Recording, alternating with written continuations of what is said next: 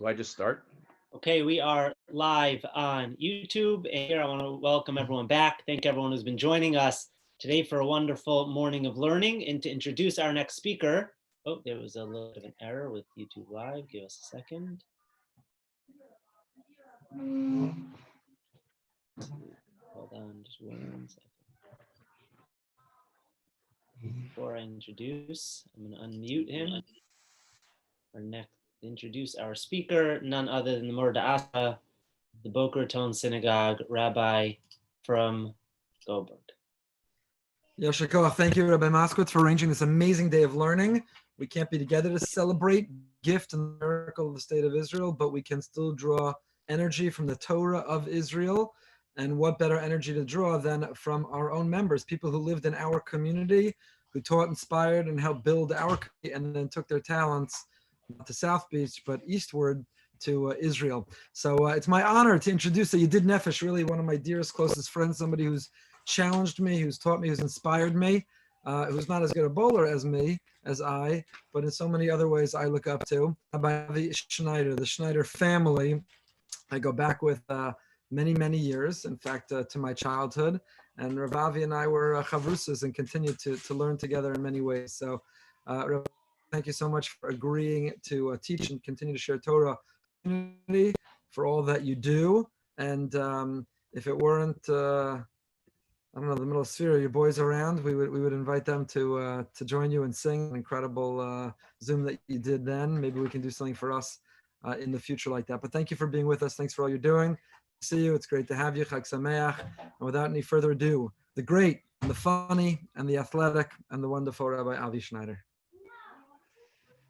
Rabbi Goldberg, thank you very much for your beautiful words.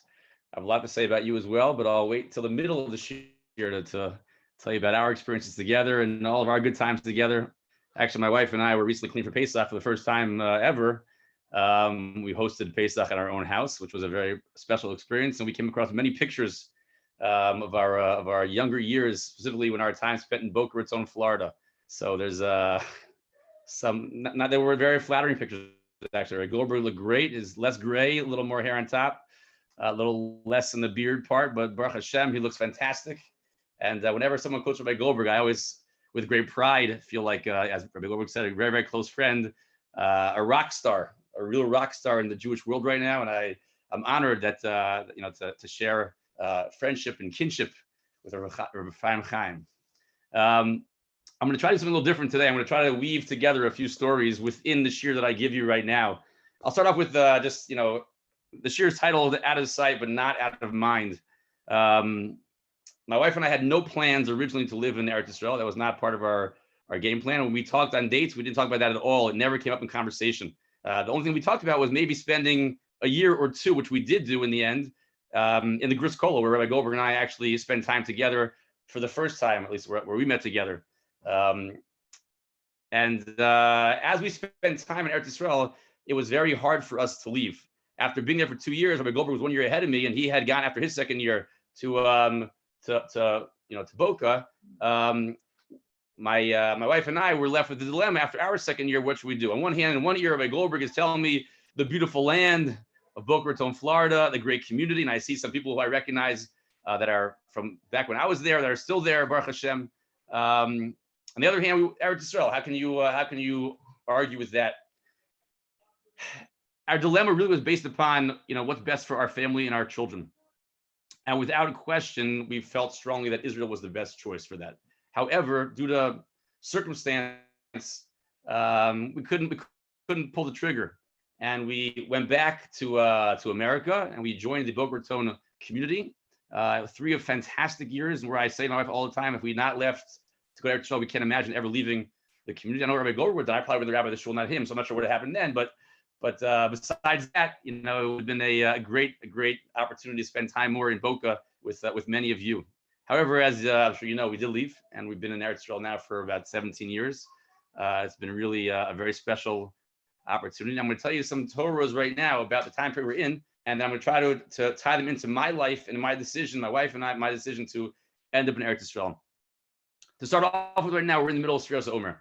Sfiras Omer is a very, very unique time period. What exactly is it doing here, sandwiched between Pesach on one hand and Shavuos on the other. As a matter of fact, the Ramban al Torah points out that it's not a coincidence that actually bridging the gap between Pesach and Shavuos. It's like one big Chol HaMoed.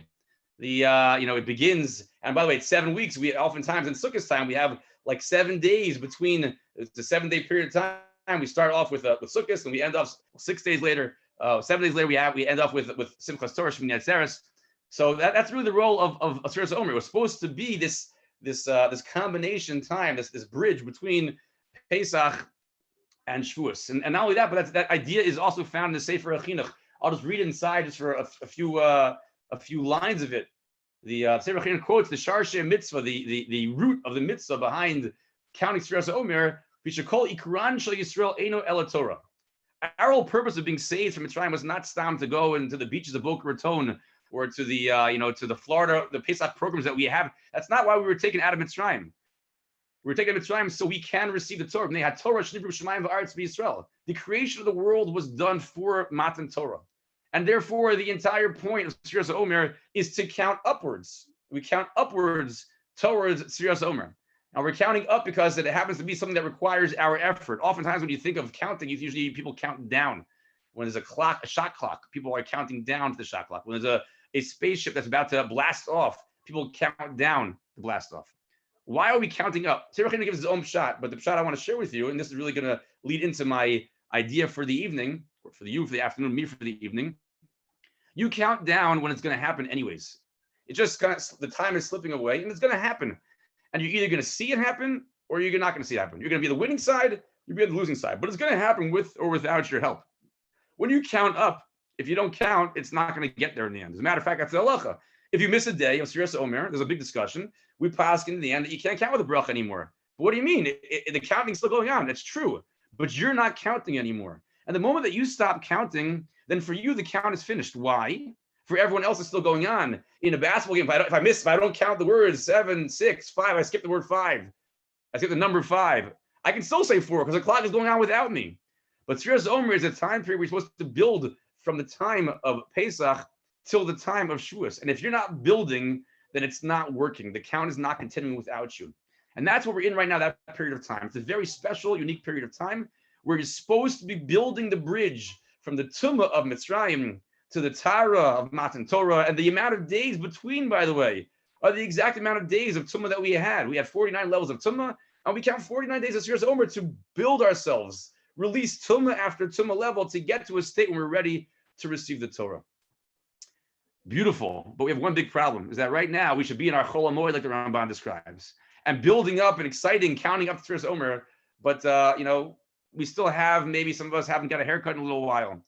We're not going to be saying Shechiyanu on certain foods right now or certain clothing right now because we're in a state we don't get haircuts. We're in a state of Avelus. Now, those two things seem slightly contradictory.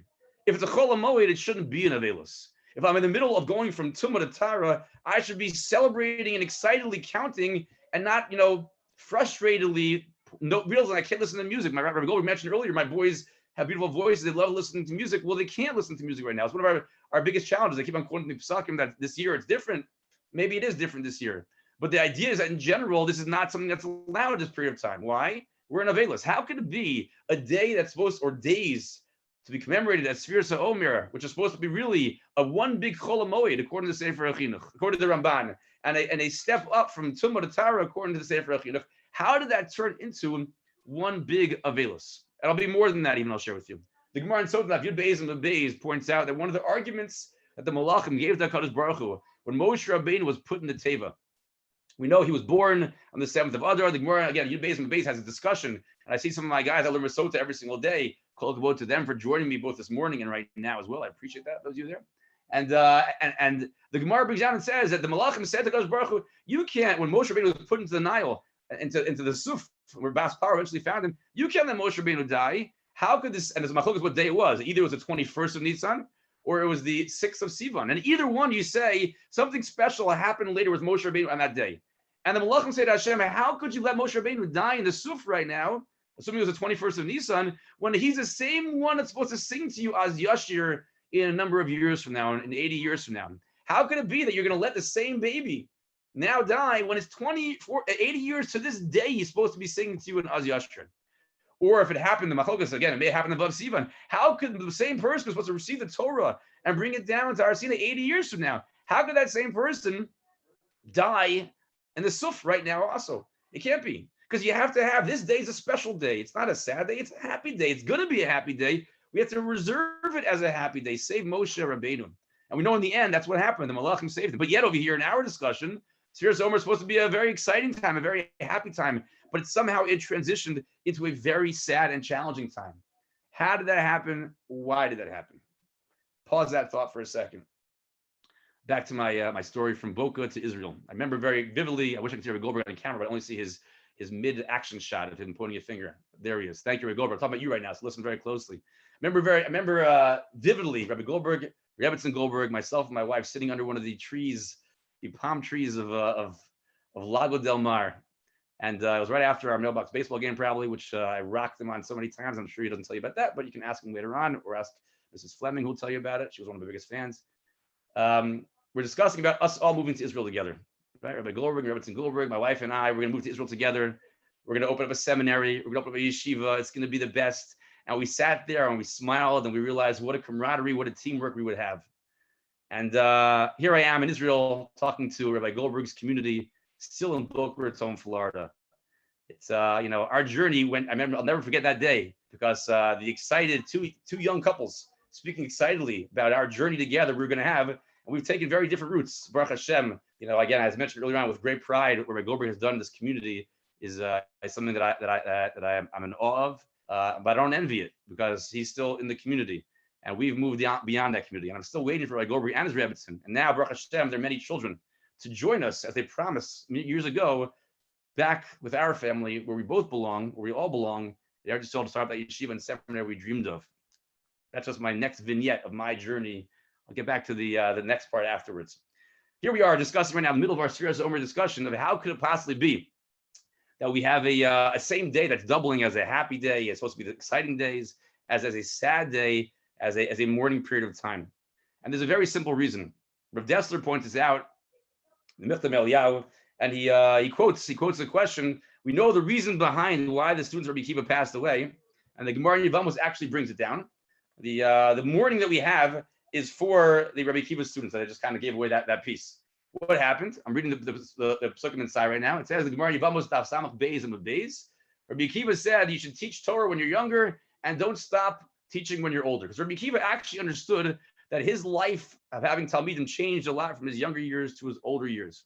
Rabbi Akiva, we're told, had 12,000 pairs. The Gemara says it this way, and I'll get back to this point later on. Shnei Masar Elef Zugim, Talmidim Hayler Rabbi Akiva. Rabbi Akiva had 12,000 pairs of students. The quick math equals 24,000 students. Why they said 12,000 pairs, I'll get to later on. But 24,000 students Rabbi Akiva had. And Kulan Mesu Paragecha, they all died in one moment, in one period of time. They did not share kavod to each other. They did not have kavod one to the other one. And the Gemara says, Vaya olam shamim, the world was desolate of Torah learning. Until Rabbi Akiva went back. Imagine you have a person who's built up a dynasty, an empire of Talmidim. He was the Gadol Ador. 24,000, his Talmidim all perished, all in one period of time, we're told. And the Gemara brings down and says, the reason why they died, so nagu kavod zelazeh, they did not honor each other properly. Now, Rabbi Akiva was the person who espoused in his time the most important thing in life is v'ahavta l'recha kamocha. That's Amar Rabbi Akiva. Yeshiva Boys Choir sang the song, right? I'm not going to sing it. If my kids were here, I'd have them sing it for me. They are, but I'm not going to call them right now.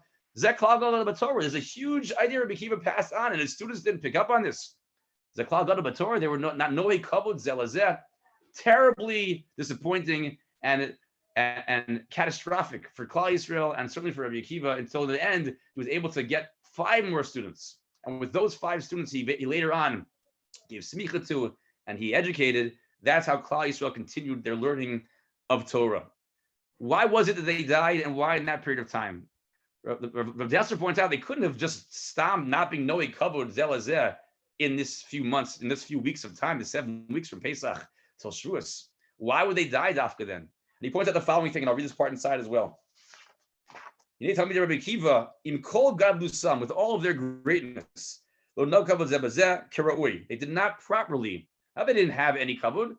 They didn't have proper kavod zelazeh. They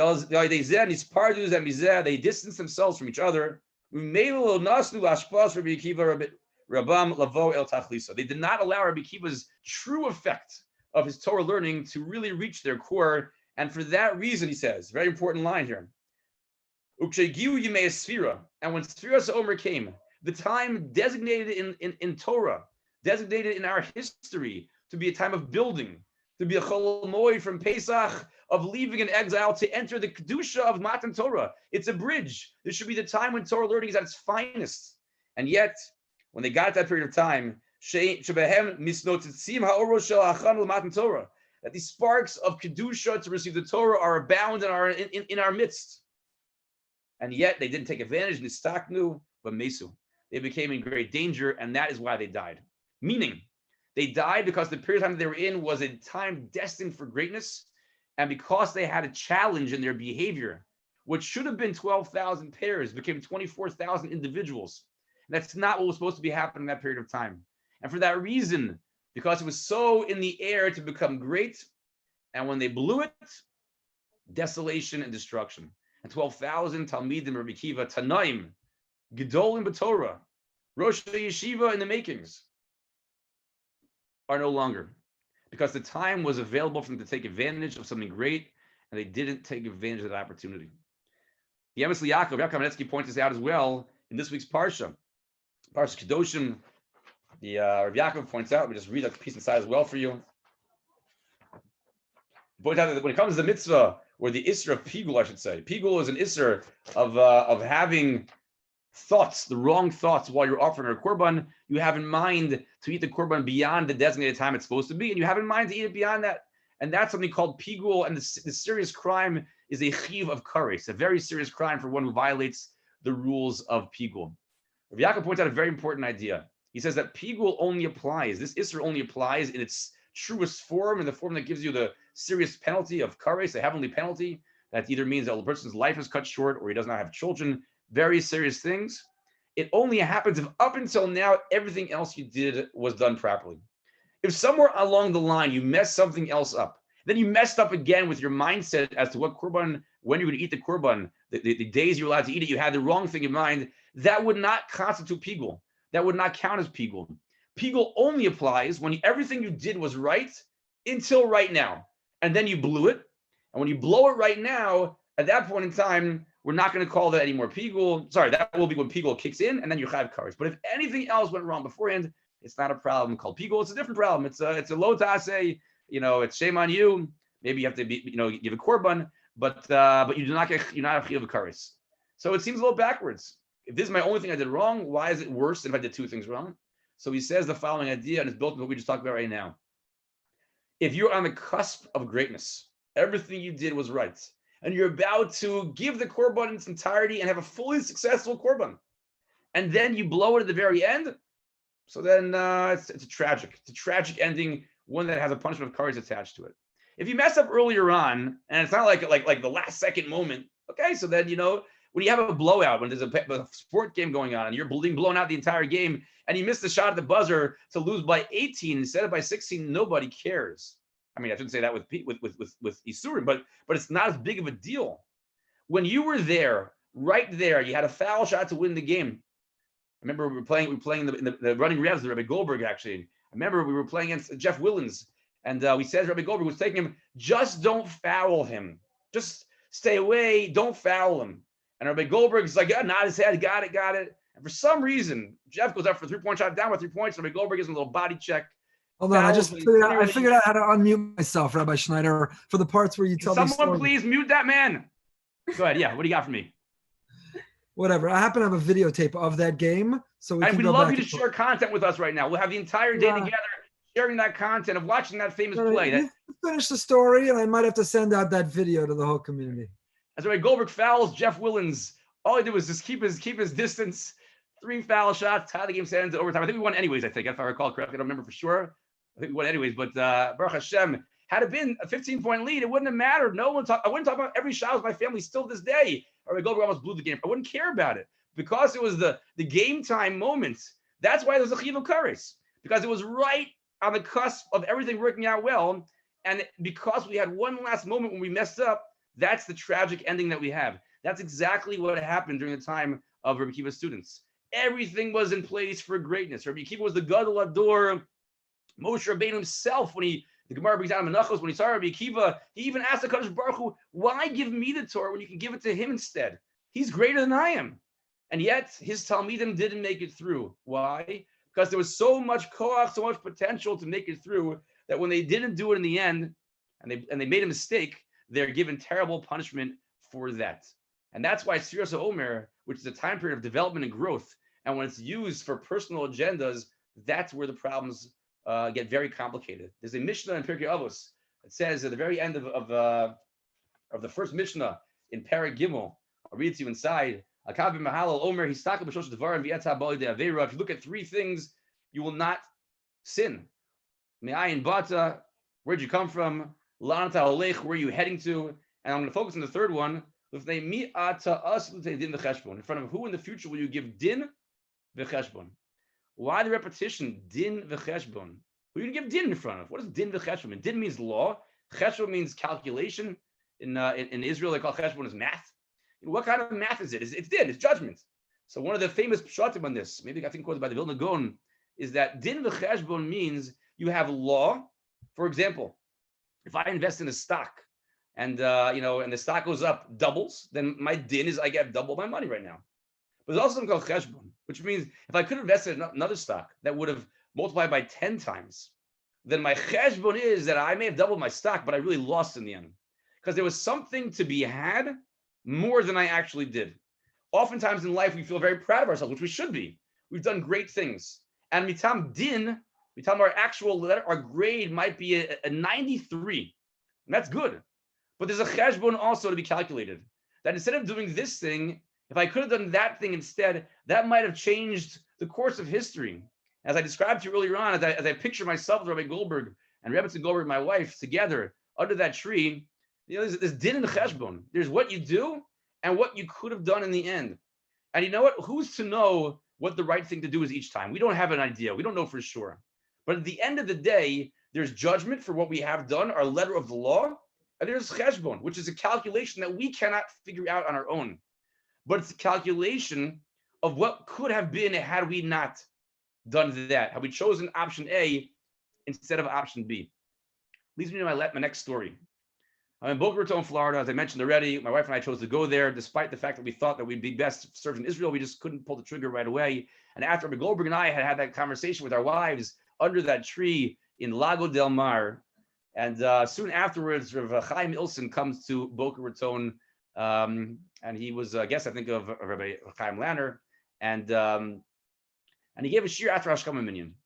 And this is really what I guess got us back on the track of Israel again. It was during our third year. We were there for 3 combined years in Boca. It was during our third year, and he gave a shir. He gave a shir after Hashkama Minyan. He gave a shir the first Amud of Maseches Brachos and the first Rashi and Tosfos of Maseches Brachos. Okay, so he gives a shir and he poses a question. He leaves as a question. When the shir was over, I'm in the Kollel, part of the Klei Kodesh. I got something to say. So I go to Rabbi Ilson afterwards, say, Rabbi, can I give a suggestion, perhaps? And I went over to tell him my answer to his question that had haunted him for years. And here I am, little guy. I'm going to share with you, Rabbi Ilson. Maybe you missed this point, but here's my shot. I want to share with you maybe how to sleep better at nights now. I'll share with you the answer. And he listens to me and looks at me on his head, and he says, you got to say it better. Say it better. I'm not understanding what you're saying. So I'm like, okay, let me try that again. So I go back to my chillin and sit down a little bit more and give myself a few more minutes to think. Okay, now I think I got a better way to say it. And I wrote return to Rav Ilson. I said, okay, Rabbi, I think I have a better way to say it. And I said to him one more time. He goes to me, I don't understand what you're saying. You have to say it better. And I was like, gosh, I don't even know how to say it better. And I went back to my wife. I'll never forget. I said, Liba, we have to go back to Israel. If I can't speak anymore in Torah learning to a gadol, and I can't express myself in a way that he appreciates, what am I doing here? Like, here I am as part of the Klei Kodesh in Boca Raton, Florida, and I can't converse with someone in Eretz Yisrael in Torah anymore. I said, I can't. It's not for me anymore. Now, little did I know that, knowing Rabbi Wilson a little better than I do right now, if I spoke to him right now, he'd tell me I couldn't say better anyways. I wasn't saying better, which is probably true. But at the time, I didn't realize that. And therefore, I shook my head and said, this is not for me anymore. I've overstayed my welcome. Okay, back to our sugya. I'm going to remind you we're up to right now. I'm sorry for jumping back and forth. I'm just trying a little different type of style here. So we've asked the question. We spoke about how Sfiras HaOmer is supposed to be a time of Kedusha, a time of Matan Torah, building, a time of Chol HaMoed, and yet we have this Avelos Rabbi Akiva's students. 12,000 pairs died. We mentioned that it shouldn't be the same period of time. Like Gemara in Sota says, how could you have two such different feelings and emotions all at once? But that's what we have in the end. And the reason why they died, and Michal Melech points out, is because there's such potential for Kedusha to be among those who were Rabbi Akiva's Talmidim, and they had such Kedusha in the air, and when they weren't Nog, Kavod, Zeh, they did not give each other the proper respect, the proper time they each deserved, they were given terrible punishments for that. We mentioned also that's what the Pigul crime is, the crime of Pigul, of a Korban that you get Chayav Karetz for when you have the last second in time, the famous Rabbi Goldberg foul, when you have that last moment in time, that's when it's much more noticed that you did something wrong, when everything was good up until that point. When there's so much potential in the air and you blew it at the last second, that's when things are noticed. That's what the Yaakov brings down by the Isser of Pigul. And that's what Din the Cheshbon is. The more the potential is, the greater the Cheshbon will be that what we chose to do in the end. I want to focus on one more point in the shir before I tell one last story, answer the question I'm about to ask you right now, and then I'm going to tell one last story, and then we're going to call it a day. If you look at the story of Rabbi Akiva and his students, especially Rabbi Akiva, you're going to find a certain number pop up a lot. And if you look in the Sfiras HaOmer discussions that happen besides that in the Gemara, that same number will pop up a lot also. And it's number 12. Number 12. I mentioned before, it describes Rabbi Akiva's students as having been 12,000 pairs. It didn't describe them as being 24,000. It described 12,000 pairs. Rabbi Akiva, when he goes to learn Torah for the first time, he goes for 12 years. Rabbi Akiva, when he comes back after he hears his wife say to a neighbor, I'd be happy for him to stay another 12 years and learn Torah by himself. And he turns around with his 12,000 students at that time, and he stays for 12 more years. And he comes back with an extra 12,000 students, 24,000 students at the end. Rabbi Shimon Bar Yochai is one of the main players of Sfiras HaOmer. Main players. We know Lag BaOmer is Rabbi Shimon Bar Yochai's day. The yeshiva I teach in every single year. We go to Meron the last number of years, and it's a scene. It's crazy. Everyone's trying to clamor in to get close to the Kvura of Rabbi Shimon Bar Yochai. Meron is the place to be during Lag BaOmer. This year, I assume it'll be looking a little differently, is my assumption. The Gemara in Shabbos, Daf Lama Gimel Beis, ironically, Lag BaOmer, Lama Gimel Beis, the Gemara in Shabbos, has a lengthy discussion about Rabbi Shimon Bar Yochai. I'll read to you some of the words. Rabbi Shimon Bar Yochai, we know how to run away from the government. He was being threatened. They were going to try to kill him for what he had said about the government. And it says that he stayed there, Tresar Shani from Arasa. He stayed there for 12 years in the cave. And eventually he walks out of the cave and he sees someone who's working, and he lasers at him with his eyes. How could it be that they're leaving Chai Olam and they're busy with Chai Shah? And people were burning left and right by his kedusha. He couldn't contain himself with it. And he sent him back in the cave one more time. For how long? For 1 year. But the Gemara doesn't say 1 year. The Gemara says for 12 months. It was 12 years. The units are years, so say for 1 year. But yet, for some reason, the number 12 is popping up all over this story of Lag BaOmer, the story of Sfiras HaOmer. Why is the number 12 popping up so much? So before I get to answer that question, I'm going to get to my next story of how we got to Eretz Yisrael. And this is really the last story how we got here. And the next story is something that happened recently to me while I was here, which hopefully will bring the shir to a complete circle and cycle. My wife, I mentioned my story already, was with Ilson, say better, and I couldn't. My wife had a different story. It happened to her a few months later. It was actually in the Boca Raton synagogue. That's where we had our encounter with Rabbi Stuart Weiss. Rabbi Stuart Weiss was speaking to the Boca Raton High School at the time. At the time, I think it was called Weinbaum Yeshiva High School, I think. And he was speaking. His son Ari, unfortunately, lost his life in a training accident. And he was speaking about his journey to Israel and his tragedy and how he's dealt with it, and the institutions that he has started up, including a shul called Ola Ari in Ranana, named after his son.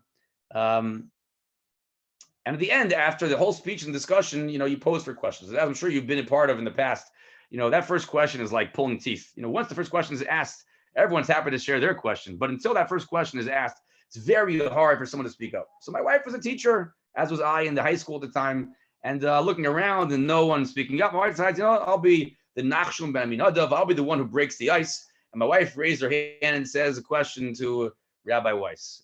It was a question when I heard her ask it, I was shocked she asked it, but not surprised. My wife is a very strong lady. She says to Rabbi Weiss, she says, knowing what you know today, that you would lose a son in the army and everything that happened to you since, with all the highs and all the lows, would you do it again? Would you make Aliyah again and have the same story happen? Would you rather have stayed in America? I think he was from America. And he looks her in the eye and he says to her a whole long thing. And in the end, he says, so you should come. Okay. I'll walk out of the meeting. My wife's out of the meeting. She runs over to me. She says to me, did you hear what he said? So yeah, I heard the whole thing. Wow, so moving, so powerful. He goes, no. She already said to me. I said, what did he say to you? He said, so you should come. I said, no, Liba. He wasn't saying it to you. He was saying like to us. We, the people of Gullus, the exile, we should come. He wasn't talking to you. And at that moment in time, Mrs. Esther Grossman, I think, spoke right before I did, was over to my wife and says, Liba, did you hear what he said to you? He said you should come. So I was like, oh my gosh, like women, right? P.S. The end of the day, my wife was convinced by her story. I was convinced by Rav Ilson, my story. And that's how we got to Israel. It's one of the reasons why we came, is because we felt messages around us telling us to come. We felt like life was so sweet in Boca. It was so nice. The weather there was usually great. And I had such close friends, Yedidim, Rabbi Goldberg, and so many other people who I shared such great experiences with. And it doesn't compare to being in Eretz Yisrael. It doesn't. It can't. How could it be that we can stay where we are right now when there's an option ahead of us? As a matter of fact, think about what I said up till now. When opportunities are available that you don't take advantage of, then we're judged for those opportunities. We're judged for them. When Sfiras Omer was supposed to be a time to get ready for Matan Torah, but instead 12,000 pairs couldn't be pairs. They became individuals. They couldn't get along. They were judged for that. They were punished for that. Some of us need to be in America now. We need to be for our families. We should not all become Israel because it's not healthy for all of us to come. Some of us have to be in America. We need that time. People like Rabbi Goldberg are making tremendous impact and differences. It will be like the community. They're great, Baruch Hashem, but they need a leader like Rabbi Goldberg to be at the helm. But there are many of us in this Zoom and that are not in the Zoom right now that should be able to come. It's calling for you. It's time for us. It may not compare in certain ways. You don't have the same restaurants. That may be true. But the land has been here for our last number of years, dreams that our grandparents would never have imagined could be. And we're living in a time when it's easy to get here.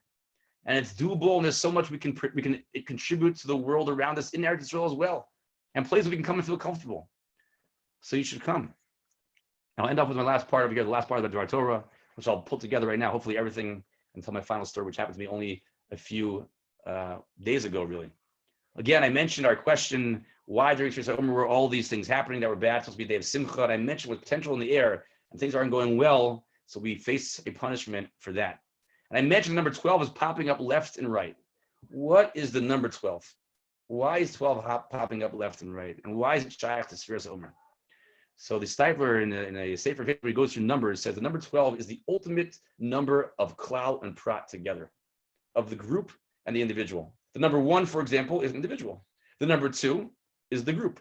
12 is the first time we have the numbers 1 and 2 together. It's a 1 by the tens unit and a 2 by the ones unit. We have the 2 groupings coming together. Sfiras Omer, we count days and we count weeks. It's a time for individual focus and group focus.